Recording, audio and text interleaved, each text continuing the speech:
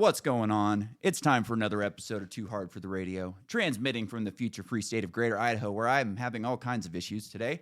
I am the one-armed madman, and back with me from the great country of China, we've got Tim Doyle. Tim, it's a pleasure to have you back on. We've had nothing but problems for the past few weeks, so let's hope that we're back on the line this time. Well, Nick, thank you for the invitation. Always enjoy sharing the teachings of the Golden Ones with whoever is interested in learning about life on Earth here. And go ahead. And I'm really interested. I think like I listened back to the first interview we did, and I didn't do a great job. It was one of my early interviews, so I thought, you know what, let's do this again. And so, like, let's just start it from the beginning. How did you come in contact with the Golden Ones? Like, how is contact, established? Would be a good place to start, I think. Okay. Nick, ever since I was little, I was raised Catholic. I was an altar boy. I wanted to become a priest. I joined the seminary up at St. Andrew's Seminary in Rochester, New York. I spent a year there, and I was disillusioned with the way the priests conducted classes and how they treated the students. So I decided it was not the environment I wanted to stay in. So then I just went to public high school, did my military assignment, got married. I was raised Catholic, altar boy. I was always religious to God. I appreciated God. In my heart, I felt very close to God for whatever reasons. And then I had a psychic reading when I was I think I was 21. And she told me that, I asked her, how does she do what she's doing? And she says, through meditation. Anybody can be psychic if you meditate. So I went home, started meditating, and I started to have some very, I won't say unusual, but very spiritual experiences, like raising the Kundalini and having an out-of-body experience, and just hearing things in my mind about thoughts that got me thinking. So one day during meditation, I came home from work. It was 3:30 in the afternoon. I sat down and meditated, and all of a sudden, my mind's eye opened up, and a golden light beam appeared to me. So clear, like I'm looking at you right now, Nick. I mean, the vision in my mind was crystal clear of this being. It wasn't like, oh, close your eyes and think of a tree and, oh, yeah, I see a tree. No, this was an actual vision in my mind of this golden light being. And he was beautiful, dressed in golden robes, radiating golden light around him. And he reached up to his neck, and he took a necklace off his neck, and it floated from him to me. He put the necklace around my neck etherically. And when he did, there was a tingling sensation through my body. And that was it. This was back in 1983. Mm-hmm. So I kind of, remembered this situation. I went out and had a necklace made, basically of the same symbol. It's an inverted triangle. At the time, I had it made gold, but I changed it to multivite crystal, because multivite is it's a crystal from out from beyond the Earth environment. So that was fine, and I continued my practice, spiritual practice. I would continue to meditate, and then I was guided to become an ordained metaphysical minister. Then that was in 86, and that lasted from 82 to 86. That lasted for about 4 years. Just for some context, that's the year I was born, for everybody listening. So continue, sorry. And what year was that, Nick? 86. I was born in 86, so 86. You've been at this for a long time.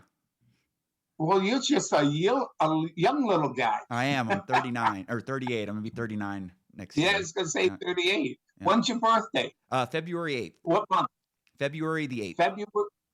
February the 8th. So you're Aquarian. Uh-huh. Ah, very good. Which are spiritually motivated or individuals, Aquarians. Their heart is for humanity and the welfare of others, and they're very compassionate people. So, anyways, this continued. I became a metaphysical minister, and I was guided to do that by my teachers. And at the time, I thought my teachers were the White Brotherhood. So I aligned with them, and I studied their teachings and so forth. And then I was a runner, and I had to stop running when I moved to a new location in 2005. So I started to do yoga. And in 2008, after doing yoga in my basement for 3 years, I decided to become a Kundalini yoga instructor. And I went out to Hawaii, studied for 30 days, and was certified as a Kundalini yoga instructor. And Nick, what this did to me, we're not taught how to breathe. We breathe by thinking we just inhale, but that's not how you breathe. You can either breathe up, inhaling into your lungs, but it doesn't oxygenate your brain. You need to breathe down into your diaphragm. And when you breathe down in your diaphragm and exhale through your nose, it relaxes any tension in the body. And at the same time, it oxygenates your brain. So by becoming a Kundalini yoga instructor, it taught me how to breathe and to relax the body. And then between 1986 and 2005, I became a Reiki master and went through that routine. And it was all being guided by my teachers to do this, and do that. And then in 1999, I came home from work, and my teachers told me to take a trip. So I says, okay, where should I go? And they said, go study with a shaman. Now, these are thoughts I get in my mind, what to do. Mm-hmm. Now, anybody can, it's like your mind, we know we can connect to the internet and get any information we want from the internet. But when you learn to connect to the internet, the universal mind, anybody can get any answer they want from I'll say the spiritual internet, mm-hmm. Just by asking a question and waiting for the answer. And so you establish a communications with your spiritual teachers. So they told me to take a trip with a shaman. And so I got on the internet, and in 10 minutes, I scheduled a trip to go to work with the shamans in Peru, Iquitos, Peru, with the shamans, a 10-day trip. I didn't know what I was getting into or anything until I got there in December 22nd, 1999, and found out I was going to drink the ayahuasca. Yeah, that's where I knew you were going there. And the thing was, I flew into Iquitos. There were 16 of us. We got in a boat, and we went up down the Amazon River, and went up this river deep into the jungle. Got out, no electricity, no running waters. And as we were getting off the boat, someone said, Howard, who was the American board shaman who was conducting this little ritual we were going through, they said, Howard, when are we going to drink the ayahuasca? And I go, what? And they said, yeah. I couldn't even pronounce it, Nick. I couldn't pronounce the word ayahuasca. And they said, yeah, we came here to drink the ayahuasca. And, I kind of like scary thought, well, not really. I knew that my teachers must have been laughing that they got me to go in this situation. I got you. Oh, that's good. That's good. I couldn't get out of it. I'm in a boat in the middle of the Peruvian jungle, and it's like, okay, what do I do? Okay, I gotta drink the ayahuasca. Oh man. So I drank the ayahuasca, and it was such a spiritual experience that for the next 5 years, I returned to Peru and for 10 days and did the exact same thing. So that was from 2000 to 2005. And many teachings were taught to me during the drinking of the ayahuasca. And some of it I didn't understand at the time. but I just filed it away that, okay, all right, all right, all right. And then I was in New Zealand, southern New Zealand in 2012, right before, I don't know if you remember 2012, Mhm. 21 December 2012. It was Oh, yeah. supposed to be the end of the world or Mayan something like calendar. that. Yeah, it was the Mayan end of the Mayan Yeah. calendar. Yeah, yeah. Well, it was the end of the Mayan calendar. It was the end of the our solar system orbiting the galactic center of the Milky Way. And what it did is it moved the Earth from a third dimension reality into a fifth dimension reality. And what it did, and not too many people know this, it started the Golden Age. And the Golden Age, Nick, is where souls do not have to die as long as they live in a consciousness of love and compassion, which is the fifth dimension, fifth dimension reality. And everybody on the planet will migrate to the fifth dimension vibrational frequency. And if they do, they'll continue living and learning. And if they resist it, they will die and then return again under parents that will give them the correct parental guidance of love and compassion and so forth. So I'm in southern New Zealand, October, and I'm doing a meditation at the time. And in my mind's eye, I feel a group of spirits coming into my meditation. And I've had visitations before, so it wasn't like anything new to me. Just asked, I said, "Who are you?" And they said, "We come to join you." So I just thought they were coming to join my meditation at the Mhm. time. So I says, well, I welcomed them and thanked them and so forth. Now, what happened was these were these were the members of the Golden Ones.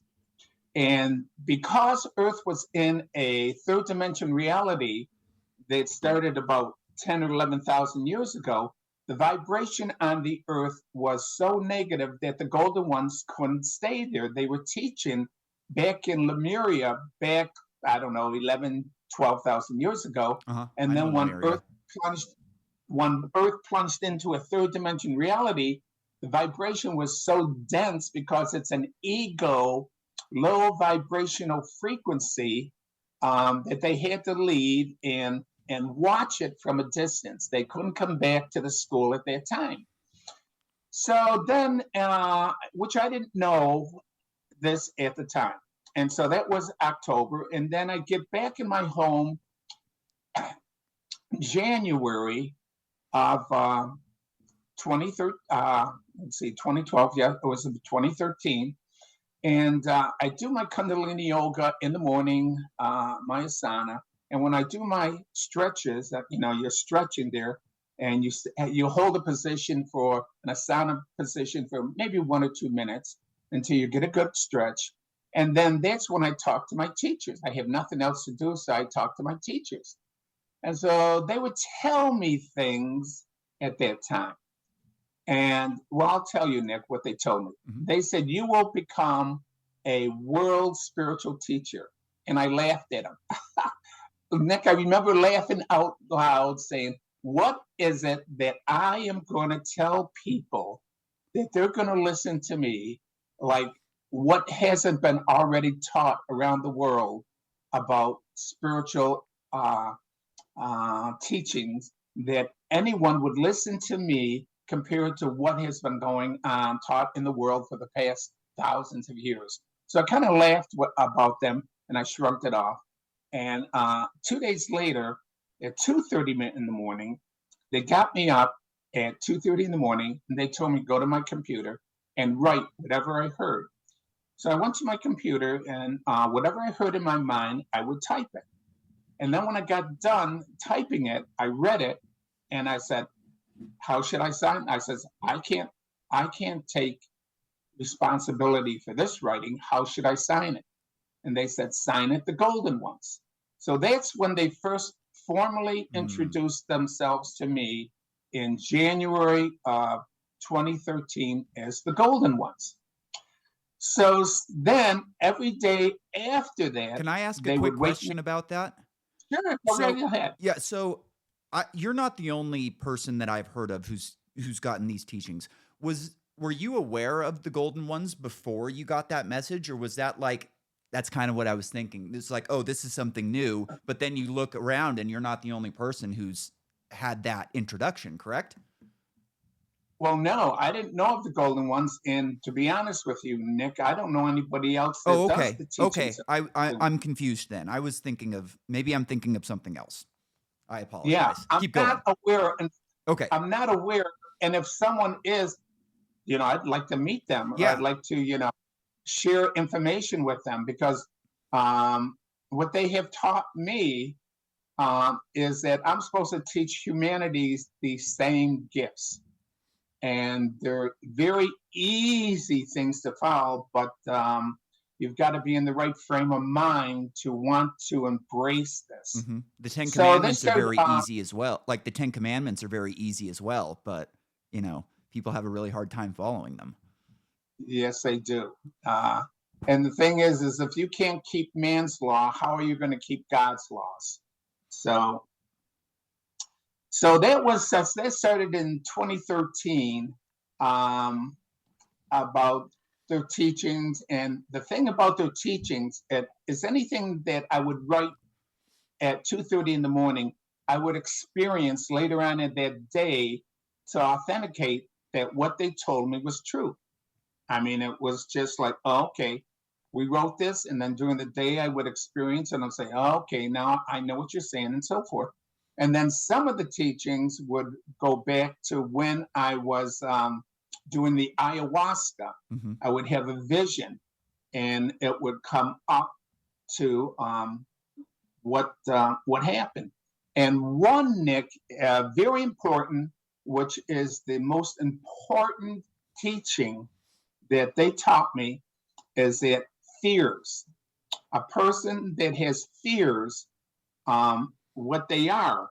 And I had a vision during the ayahuasca of a light body, an image of a light body, and there were lines, golden lines going through the light body, crisscrossing up and down, that made up the light body. And on the light body were black gobs of a gook. And that filament of the light body couldn't vibrate or resonate to the highest vibration because that black gob was on the light body. So that was back in probably 2005. I had that vision.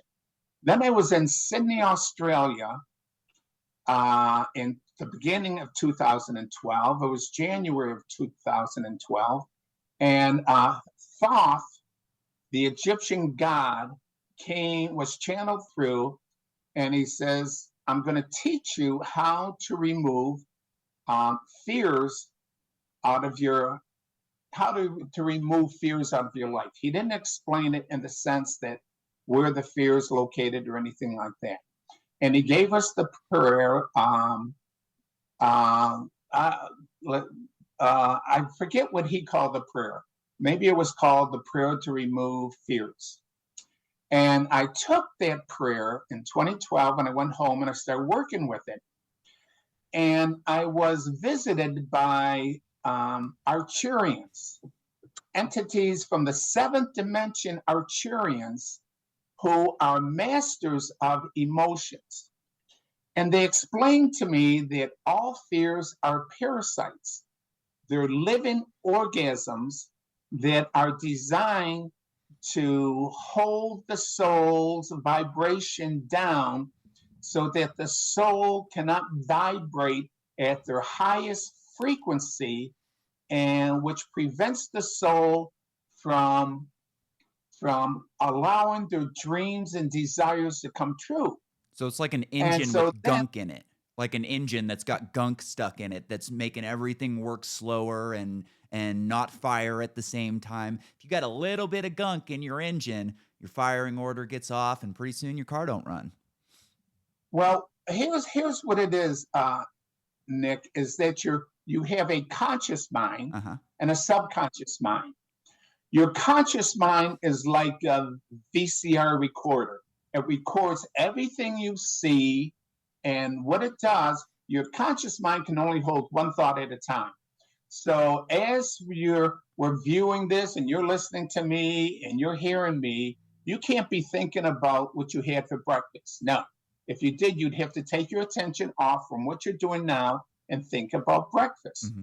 So your conscious mind is the purpose of your conscious mind is to observe everything, and what you find to be truth and knowledgeable, you restore that in your subconscious mind for later extraction. Mm. So if Nick, if I said to you, what's 7 times 7? 49. You didn't even have to think No, about it. You it's didn't automatic. have to go 7 plus 7 plus 7. Automatically, that number was in your subconscious mind, Mm-hmm. and you just extracted it. All right. So that's the difference of the conscious mind and the subconscious mind. And your subconscious mind is designed to hold anything that the conscious mind validates as a truth or knowledge. Okay?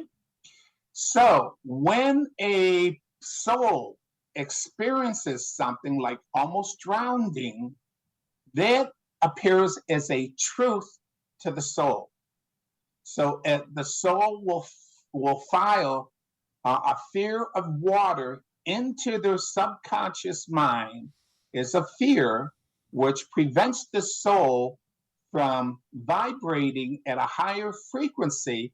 If the soul says, let's go to the beach, and automatically the fear of water comes into the conscious mind, it stops the soul from vibrating of happiness or anything like that, and it goes into a fear mode, which slows down the vibratory being of the soul. Mm-hmm. Right? That makes So total there's sense to me. That makes perfect sense to me. And I've got a great Okay. example of this if you want to let me kind of explain something for a second. When you were talking about the 3 to 5D change in 2012, that's a very interesting time period for me because I was a drug addict from like 2008 or 2007 until like 2012. And I got clean in 2012 and I completely changed my life.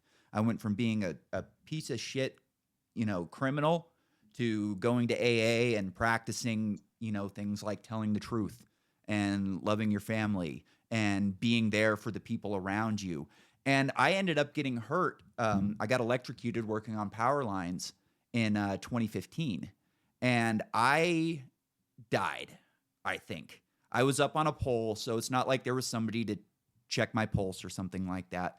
But I went somewhere. I was gone. Wherever I was, it was not here. And I don't remember any of it. And it feels to me like I could have been gone for 5 minutes or 5 million years. It wasn't like getting knocked out normally. And when you talked about people changing and being able to live instead of die and live to learn and things like that it was kind of jarring to me because I feel like that is how my life has played out since 2012. Interesting. It is, right? Like I couldn't help but think about that when you were talking about that. It's like, man, that's that time frame, the way I changed my life in the direction that I changed it in. That's probably why I'm still here. Why somebody, the main guy, thought, hey, let's give this guy another chance or the soul another chance. I don't know. It's just something that is very jarring to me. Well,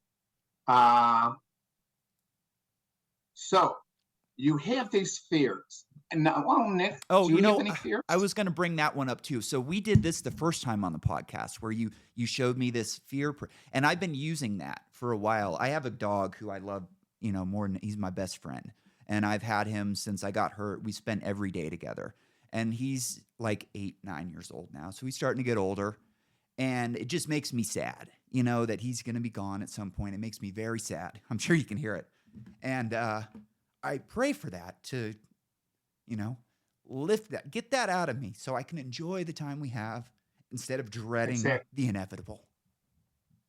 Exactly. Well, fears Fears are like removing a bad photo from your camera, from your cell phone. Some people go to a psychiatrist for months to get rid of their fears, when all they have to do is, it takes like 2 seconds to remove a bad photo from your phone, Yeah. and it takes And it does 5 help. to 10 seconds. And it helps, but you Takes have to do it over, like, it'll help me for a few weeks. And then I find myself in that position again when I go, I need to do this again. And I should be doing it every day. I feel like in some aspects that the fact that I don't do it every day means that it is working, because I'm not having to do it every day. I don't know. Well, Nick, let me ask you something, Nick. Once you remove a bad photo from your phone, does it reappear? No. That bad photo? No. No. So once you remove the fear from your subconscious, it doesn't come back. Now, So I haven't removed it. Well, maybe you're not embracing it. Maybe you're not actually feeling the fear. And these are parasites. So these parasites don't want you to remove that fear. Mm-mm. Okay? They need it. Now, not only that, Nick, but what my teachers are telling me is you have compassion. Compassion is not a fear. There's nothing wrong with feeling compassion or love for someone. It's not an emotion. See, emotions control the soul. God feelings are an expression of the soul. So when you are feeling compassion towards your dog, that's not having. There's nothing wrong with it. I can see a bird fly when I do these exercises, and when I see a bird fly, I can tear up. I can cry about a bird flying, because I can feel what that bird is going through and so forth. So I identify with that bird. It doesn't mean I have anything wrong with me. So there's nothing wrong with feeling compassion for your dog, Nick. Okay? No, it's the fear that he's going to be gone. That I shouldn't be. I don't want to be in a position where, like, I'm just thinking about him dying. I want to enjoy the time that we have together. You know what I mean? And that's the hardest part. All right, then do this. Your conscious mind can hold only one. I was taught this when I was 12 years old.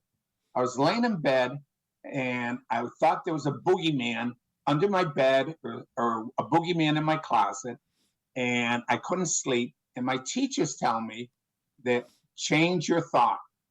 Instead of thinking about something negative, think about a fun time in your life. Now, they didn't tell me about the conscious mind or the subconscious mind, but at the age of 12, they told me to change my thoughts to something happy. And as soon as I went from thinking about a boogeyman under my bed to being at the town fair and being on the Ferris wheel and having a good time, and I was asleep in seconds. So, Nick, we would just say, change your thoughts. Instead of thinking that it's going to be gone, think about how much fun you're having with them. Yeah, and that's my goal, and that's the way I've approached it. And let me, when I ask for, to have this fear or this, ailment, I call it, like a disease, removed from me. Please help me to remove this horrible thinking from my soul. Let me enjoy the time that we have, and I feel better when I do it. It does. It always helps. Yeah. Yeah. It's a hard thing, to realize that you're mortal. I didn't realize that I was mortal until I got hurt this last time. I was a dirt bike rider, and I got hurt. Doctor'd patch me back up again, and I'd be back on the bike, in a couple weeks. And, once I hit 30 years old, and here I'm missing a hand, and all of a sudden you're going, holy shit, this is all gonna end someday. And it's not a great feeling to have when you first realize it, but once you do recognize it, it helps you to enjoy the things that you can, Well, Nick, okay. Let's say that you're not going to die, Nick. All right. Now, in your mind, do you think you're going to die? No, I think that something within me is going to live on forever. No, I didn't ask you that, Nick. Okay. Go ahead, continue. Nick, do you think maybe physically you're going to die one day? Yes. What age, Nick? I would hope that I could make it to 80. I've done a lot of damage to my body. I did a lot of drugs and, I got electrocuted by a power line. So I would hope that I could make 80. That would be, a decent run for me, I think. What about 1,000? That'd be great. I'm not one of these guys who wants to die. I'd love to see what happens in the future. I'd love to see what happens. Okay, Nick, did you have breakfast? Let's see. Did you have dinner yet? No, not yet. After the podcast. Okay. What are you going to have for dinner? I haven't decided yet. Maybe a steak. Okay. You haven't decided. So when you decide, you will manifest what it is that you will decide, right? Mm-hmm. Okay. So if you think you're going to die at 80, you will manifest that, Nick. Okay. Oh, I think I'll live to 80. Okay. A lot of people who die believe that when they reach retirement, their life is over. So they just sit back and they die. Yeah. All right. You don't see, the conscious mind will create whatever it is that you want to create. If you want to create steak for your dinner, you'll create steak. If you want to create an organic meal of something, you'll create that. So whatever your thinking is will create your reality. That's the purpose of the creative aspect of the conscious mind. The conscious mind, well, look, we got people going to the Mars, we're creating the internet, we create television, we create the cell phone. All those thoughts have to come from where? People tune in to I call it the universal mind or the universal internet, and you can just tap into that if you just ask about your challenge. If you have a challenge and you ask your higher self, how can I resolve this situation, and wait, the answer will come to you. Now this is how I started to learn to talk to my teachers. Now, this Earth is a spiritual training school. Mm-hmm. And your spiritual teachers and your guardian angels cannot help you because you have free will. They cannot interfere with your life unless you ask for assistance. So, Nick, I can't tell you how to fix your arm. All right. I could say, hey, Nick, why don't you do this? Why don't you do that? You're going to say, bug off. I can take care of myself. All right. I'd love it if you could tell me how to fix my arm. Nick, you know what? I did get a vision of you getting an artificial arm. That'd be great. Now, I don't know, but as I'm talking with you, and you talk about living to be 80. Did it look like this? Well, I don't know.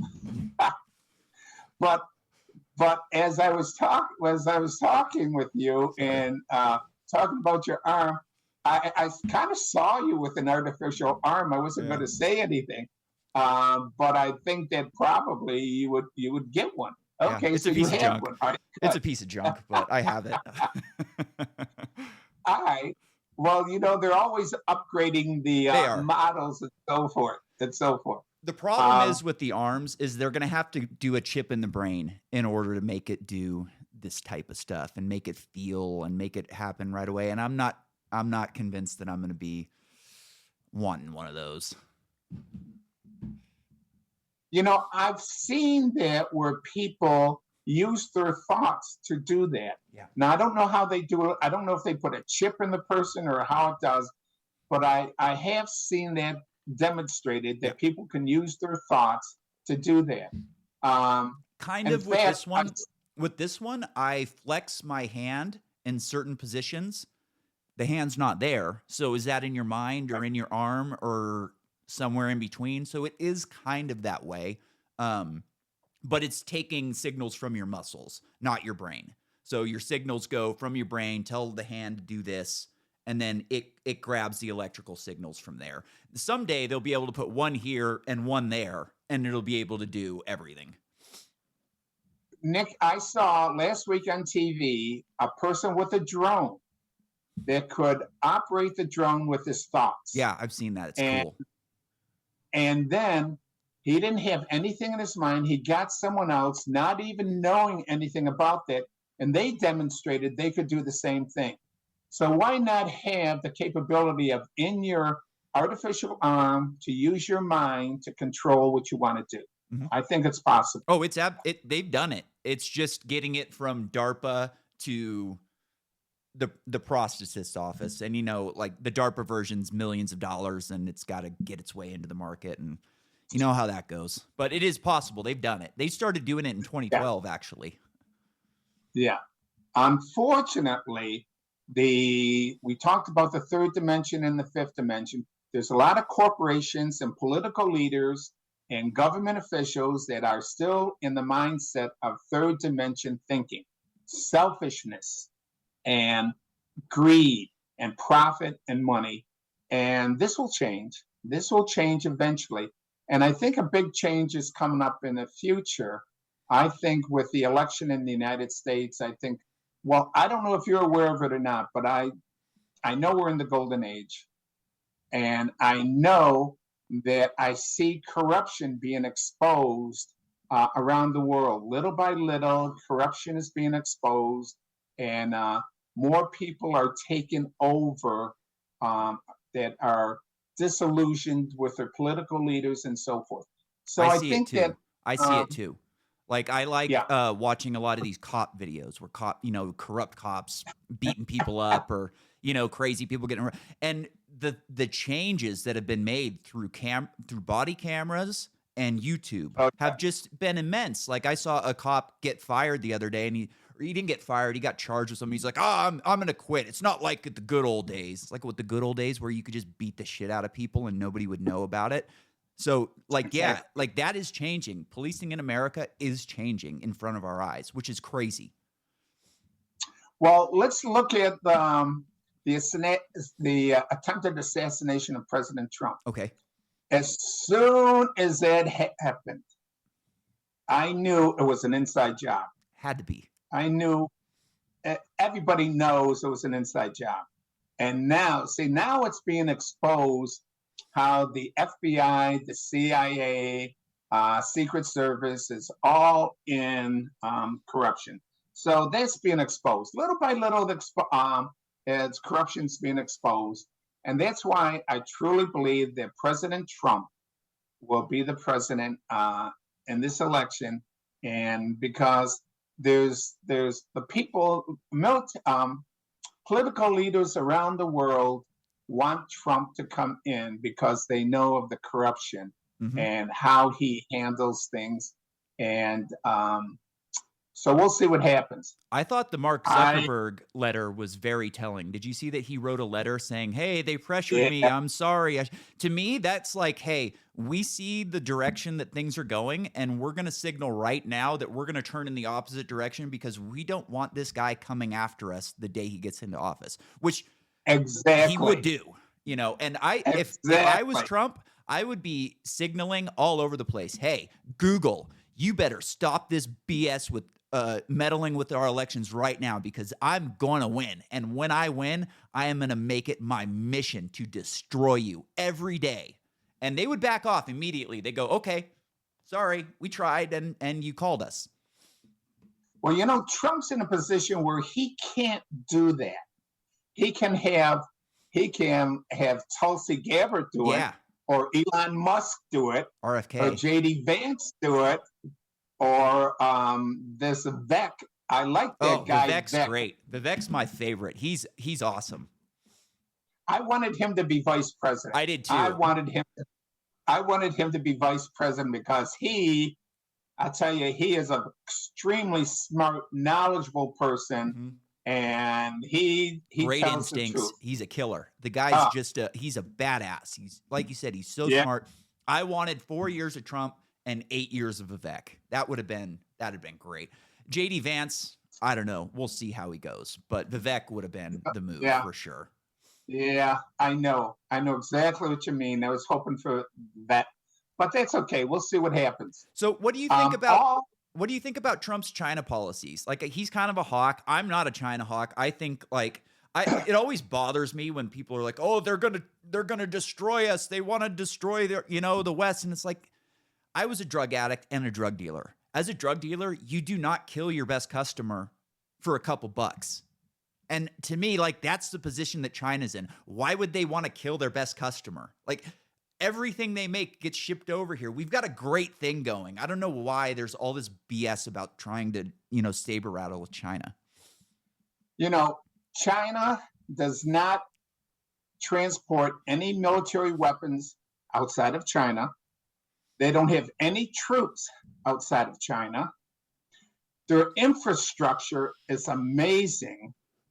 Any mountain in China, anybody can climb to the top of that mountain, regardless of what your age is. They have facilities to make it so people can enjoy the beauty of China. China's roads and fast trains and development is unbelievable. They work, when they're putting in a bridge or anything, they work 24/7, 3 shifts or 2 shifts to complete something as quickly as possible. In China, I've been here for 10 years. The streets are clean, no guns, no gangs. The police, you don't even notice the police. The police are traffic policemen. They don't bother you. Cars go crazy. People jaywalk. They allow that to happen. No they're road not pirates. restrictive. Like in America, our police are just road pirates. All they're really trying to do is shake you down for a couple bucks over speeding. Does that type of shit happen there? How they do it in China is they have cameras every place. Yeah, and I'm not a fan of that. if you speed or make the wrong turn at the light, you get a notice that come and pay the fine, or else your license will be canceled.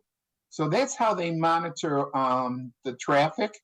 Yeah, and I'm not a fan of that type of stuff. I'm not a fan that you can't get a gun in China, but also you guys aren't pushing all this like everything on the rest of the world. You're just doing your thing and selling us great products for the most part. And like, you can complain about America a lot because not only are we doing the most evil shit on the planet, but we're forcing it down everybody else's throat. We've got 400 something military bases around the world, which is just insane. Exactly. It's insane. Exactly. We've never left Europe. Exactly. We've never left Japan. Korea is still a disaster from the Korean War.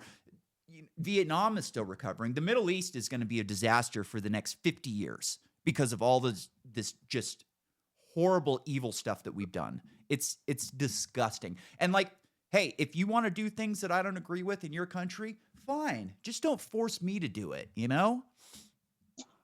In China here, not only me, but any citizen, if they want to travel or attend an event, they have to show their Chinese ID, and I have to show my passport. I can't take a bus, a local bus I can, or a taxi I can take. But if a long-term bus, a train ride, an airplane ride, not only me, but all the citizens have to show their Chinese ID, or else they can't fly. If you don't show it, you can't fly. You can't travel. So there's no foreigners in China, illegal foreigners in China. No illegal foreigners in China, which makes it safe for all the Chinese citizens here. Yeah, and that's why the streets are safe. The streets are safe 24/7. I can walk out at 2 o'clock in the morning, take a walk, and not fear about anything, nothing.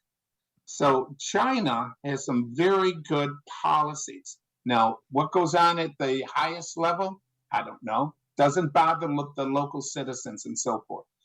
Food is plentiful. Prices are very inexpensive. I just had an eye operation. I'm blind in one eye, and my good eye was going bad. I couldn't see.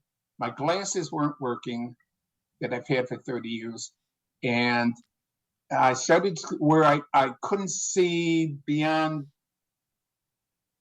2 feet clearly. I could see far off in the distance, but not clearly. So That's I nuts. went to the doctors here, and all the doctors I have been associated in China are lady doctors, and they are exceptional. So this lady doctor said, to fix your eye, we have to replace the crystal in your eye. We have to remove the lens, take out your old crystal, and inject a new crystal that is German made. Cool. And the procedure will take about a half an hour. So, Nick, I go into the hospital two Mondays ago. I'm live. They didn't put me to sleep. Um, they put me on the table, and I'm conscious through the whole thing. I can feel her cutting the lens, and there's a lot of lights and so forth and movement. And 20 minutes later, she puts a patch on my eye, or maybe a half an hour later, puts a patch on my eye, and I had to leave it on for one day and return to her the next morning. Next morning, she took the patch off, and it was unbelievable. My sight was crystal clear. In fact, I put my old glasses on. I couldn't wear my old glasses. I could see crystal clear for a mile away. Wow. Now, my close vision, it says it takes 2 to 4 weeks for your eye to adjust to, and this is the same in America. Your eye takes 2 to 4 weeks for your mind and brain to adjust to focusing Yeah. the new procedure. So I'm in the process of focusing, and I wake up every morning amazed. But Nick, the doctor, so compassionate, understanding. They knew I was blind in one eye. They put me in a wheelchair. They put me in a special room because I was hot while I was waiting to make sure the room was air conditioned. They took care of me. And it wasn't just because I was a foreigner. It's just their compassion. And the price of the operation was less than $1,000 Wow. for That's me to go wow. in. Amazing. And here's And just for it's some context here in America, I got my amputation done at the Mayo Clinic, which is the best hospital in the country, maybe the world, right? I was stuck in an old room, in like this old hospital building that had no central AC really. It was hot as hell. It had no cell phone service and just nothing but problems with the nurses. They don't want to give you any pain meds and just a nightmare. An absolute nightmare at the Mayo Clinic. they they knew I was blind in my right eye. My wife was leading me around. The head doctor nurse said, "Get him a wheelchair and put him in an air conditioned room," because I was standing in the hallway, and she came by. She says, "Why?" I asked my wife, "Why is he standing here?" She said, "He's hot." She says, "Okay." Got me a wheelchair, put me in a room, turned the air conditioner on by myself, uh, until I had to go through and do another check with her later on. Very compact, and that's how it's been throughout my visits to the hospital. And I just had to go back and have another visit with her. And you know what the charge was to visit her? Was 12 UNs, which is like $1.50 in Wow. American money, to go see the doctor and pay cash for a visit to see her. And I was in and out of the hospital, and she saw me. My appointment was at 1. She saw me at 12:45. I had to take 2 more tests for her. I was out by 1:30, paid $12, well, $1.50 in American money, 12 UNs in Chinese money, and that's it. I go back in a month to see her again. That's awesome. It's like You know, I it's love like that. I love that. Like China was a very poor country, just within my lifetime. People were very poor, 20 years ago, and the amount of progress that they've made for their average citizen is incredible. You know, compared to a they, lot of other countries who are kind of sucking on the American teat, like in Africa, India, they're not doing nearly as well. And like you said, with the building is just incredible. We can build in this country if we wanted to. We don't. They regulate everything. I grew up in Northern California. I lived in Cloverdale, which is 100 miles north of San Francisco. From Novato to Cloverdale was 2 lanes on each side forever. And when I was probably, I don't know, 10 years old, they decided we're going to make it 4 lanes. You know how long it took them to finish it? Like 25 years for 100 miles of road. It ended up costing, who knows how much more than the initial bid, because the way things work in America is you come in with a low bid for a government project, and then you take as long as you possibly can and keep jacking up the price. And it's just a disaster. And like you were watching just during COVID, the amount of hospitals that they were building, they would show these time-lapse videos of, trucks coming in and out. And it's like, they're moving earth, they're building, they're doing this quick, and we could do that here in this country if we wanted to. Well, in China, it's the government says do it and it's done. Yeah. In the United States, it's like, oh, do we do it? Let's vote on it. Should we do this? Should we do that? There's no voting. Once the government says build a bridge, build a fast train, they just do it, and they put the people to work. And that is kind of a flaw with central planning at some times. Like, they are making great things, but also you guys do have a couple ghost cities out there that nobody are living in. Well, you know what? Let's talk about those. I know about the ghost cities. They have many ghost cities, and the ghost cities are inner China. Okay, so Nick, do you know about Niburu? No. Oh, Niburu. Yeah. Planet X. Yeah, Planet X, okay? What happens when Niburu comes through at the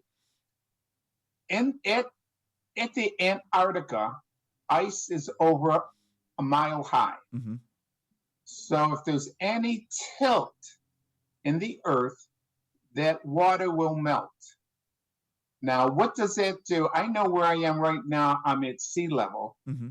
and Niburu, if it comes through, water will rise 600 feet, which means that I couldn't survive in the city I am right now. So where would I have to go? I would have to go to inner China, to one of those ghost cities. Oh, wow, that's interesting. Oh, I didn't think about that. That's very interesting. Yeah, because they say that along the coast of all countries, the water will come in and the people are going to have to migrate off the coast and drowned, all right, and move inward into the internal part of the country.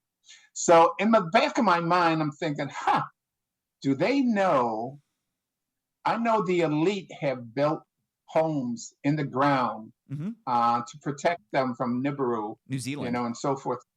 Yeah. And just in case people are thinking that Nibiru is a conspiracy theory, it is not. Like, NASA is now, they're calling it Planet X or Planet 9, whatever they call it. And they were actually able to look at gravitational forces throughout the solar system and go, there's a massive body out there somewhere with a massive elliptical orbit. It's going to go way the hell out there. Maybe it's a dead star. I've heard that it could be a dead star, just a massive gas giant. But when that thing comes through, you better believe shit's going to get shooken up.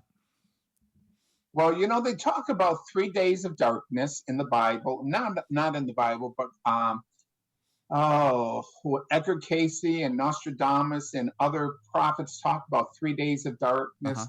And you figure, how can there be 3 days of darkness? There's also 3 days of light in the Bible too. They say, and the sun shone for 3 days or something like that. So what happens if a giant planet or planet comes towards Earth, and it takes a while between blocking the sun for 3 days as it moves past the sun, between the sun and the Earth? That would cause 3 days of darkness. So yeah, I don't know. I didn't think about that. That's a very good point, and if it's, maybe it's Nibiru, maybe it's an ash, like whatever the cycle is that causes these floods on these 11, 12,000 year timelines, the elites know about it. They're like, I heard somebody say recently have you noticed that politicians and the rich elite in America are spending money like there's no tomorrow, maybe it's because there's not. Maybe not. I know that the elites are buying homes in New Zealand Yep. and Europe, but they say that what they're concerned about now is if they build a house in the ground, and I know many have done this, where it goes down to a deep level, that if the poles shift and there's an earthquake, they're going to bury themselves in the ground. Yeah. So They need to go up. They need to I start know. going up. That's why they're building SpaceX and Virgin, and yeah, they got to go up. Yeah. So let's see. So the prayer to remove emotional parasites is it only takes 10 seconds, and everyone, I don't care what your fear is, you shouldn't have any ill feelings towards anyone else, and if you do, you need to get rid of that feeling. Any fear. I know when kids are little, the parents will say, you're not intelligent, you're never going to amount to anything, you're too fat, you're too thin, you're not tall enough, and all these programming by a church and authority figures and governments places fears in a person that prevents them from vibrating at a higher frequency. Now, let me discuss two things. Now, Nick, I don't know how much time we have. I've got as much time as you want. We're at okay. 55. We're at 55 minutes, but I can go as long as you want. I've got nothing going on tonight. Okay. Well, quickly, Earth is a spiritual training school. Everybody on Earth was created in an image and likeness of God. Okay? So doesn't that make us a God? I would agree with that. I mean, an elephant has children. They're not going to be tigers. They're going to be baby elephants. So we're all created in the image and likeness of God. And all the characteristics of God are embedded in each soul. But you see, these characteristics are in their immature form. God feelings, emotions control the actions of the soul, where God feelings are feelings that are generated by the soul, by the God soul. So how does the soul has to learn to discipline and master these immature emotional feelings they have. So in other words, the feeling of anger is an emotion that controls the soul. The soul has to discipline that and master it and convert that energy to a feeling, to a God feeling of peace. Now, how this takes place is over time, the soul learns that when these emotions, that the soul's out of control, and the soul never wants to be out of control, where they have no control of these emotional things that are happening to them, yelling and screaming and throwing things and killing and abusing others, that they know they have to make a change, like you made a change in 2012. Yeah. It was a realization that came to you. So these emotions are in your subconscious mind as immature emotions, just like the fears. So what happens, and this was proven to me on 2 occasions, once through an ayahuasca ceremony, and another time through a life experience, that when these immature emotions are activated, the soul has to not take any action at all, because what causes the emotion to be activated is that emotion wants to make it from the subconscious mind to the conscious mind. When that emotion gets to the conscious mind, it becomes a God feeling. It's converted when it gets to the mind. To get from the subconscious mind to the conscious mind, it has to go find the right nerve pattern that goes, you've got millions of nerve patterns from the subconscious mind to the conscious mind. And so that emotion is searching for the right pattern to get to the conscious mind. And in its travel, it causes a feeling of frustration and so forth, and anger, and the soul wants to release it by yelling and screaming. And that's the worst thing the soul can do, is to release this frustration feeling by action.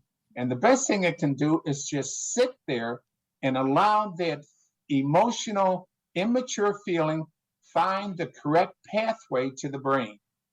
Now, it takes discipline to do this, and you need to be sitting down in a quiet mode so you're not disturbed. And that's why the lesson of Jesus in the garden, he sat there for a long time by himself because he was allowing the last part of his emotional nature to find the pathway to his brain so that he could finish his mission. Now, Jesus is not the only Son of God. We're all sons and daughters of God. Jesus was the example for all of us to say, okay, the things I do, you can do, but even greater. All right. So he's telling us that we can do what he did. When Jesus prayed, he didn't say, my Father, he said, our Father. All right. So we are all God beings, and we're learning to become gods. Now, what causes us to have our life experiences? You know that your cell phone, wherever you go, the telephone company knows where you are, right? Do you think the telephone company is smarter than God, the universal mind? The universal mind knows everything, where, how much knowledge we know, where our weaknesses are, and so forth. So they create life experiences for us to learn from our life experiences. Will we abuse someone else, or will we use compassion in dealing with someone else? So our life is controlled by the universal law of cause and effect. What you do to others will be done to you exactly in the same manner. So through our incarnations, we are conditioned to act a certain way. We know that it's wrong to steal, wrong to lie, wrong to kill, wrong to abuse, wrong to be dishonest. And how do we learn this? We have learned over time by the universal law of cause and effect that what you do to another will be done unto you. Now, once we get to the point where we are in a God conscious mode and we become aware that every thought, word, and deed that we express, that we're responsible for, and we start living in a consciousness, in a God consciousness, then the universal law of creation influences our life because we get rewarded. If we're in alignment with the universal law of creation of harmony, balance, order, and unity for the good of all, then the universe knows what's in our hearts and knows what our dreams and desires are. They become a reality in our life. We get rewarded by allowing our dreams and desires to manifest in our life. And there's not much we have to do, because all we have to say is, geez, I want to do this. How do I do this? The idea comes and the resources come to us. And yet again, we're not thinking, oh, I want a car, or I want money, or I want a power position where I control people. We're thinking about our responsibilities of taking care of our family, taking care of our loved ones, being our responsibility to our employer, our responsibility to our community, our responsibility to our family and friends.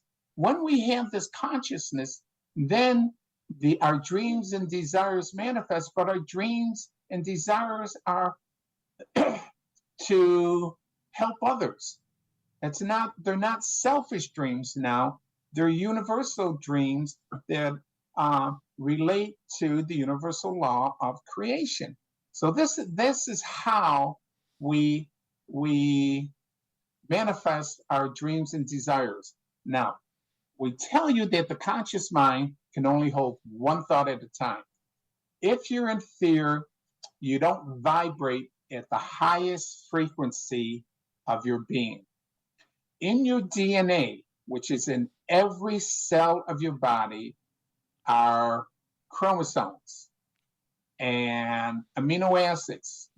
And they have proved this, that when a person is happy and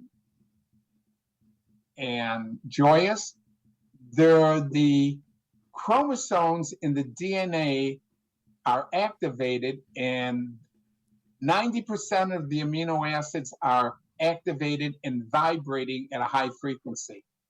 And when this happens, it's a vibrational signal to the universe that I'm in line with universal law of creation, of harmony, balance, order, and unity. And that's when the universal law of creation blesses the soul. Now, when the soul is in fear, doubt, abusive to others, selfish, stingy, the vibration of the DNA is less than 10% of the chromosomes and the amino acids in the cells, meaning that the soul vibrates at a very low frequency, which prevents the universal law of creation to assist the soul in manifesting their dreams and desires. And I see your friend there. Yeah, he wanted to come and say hi. I see he's very friendly. I see the tail going. Yeah. Oh yeah, he's my best friend. He's the man.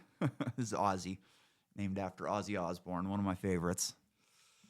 Well, Tim, I think you've got a class to go teach. I bet your students love you. Do you ever give them any of this cool information? Do they ever stop after class and go, "Hey, man"? Well, what I do is I like doing. I don't like to have followers. Okay, I don't want someone to follow me. I want someone to learn the teaching so they can teach themselves and share it with others. So that each person is. If I would take the power away from someone.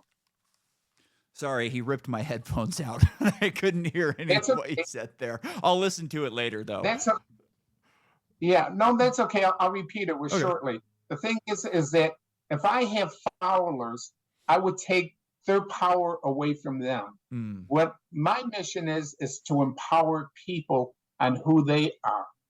And it's like if someone tied my shoes every day, I wouldn't know how to tie my shoes. Yeah. I would be indebted to them. I don't want anyone indebted to me. I want people to understand who they are and to be responsible for their thoughts, words, and deeds, and to learn to let's all live together in harmony, balance, order, and unity for the good of all. Yeah, you don't give a man a fish, you teach him how to fish, right? That's the way it's done. Well, Tim, this was awesome. I loved talking with you. Let's do it again sometime. Thanks again, everybody, for listening. Let's call it a night. Good night.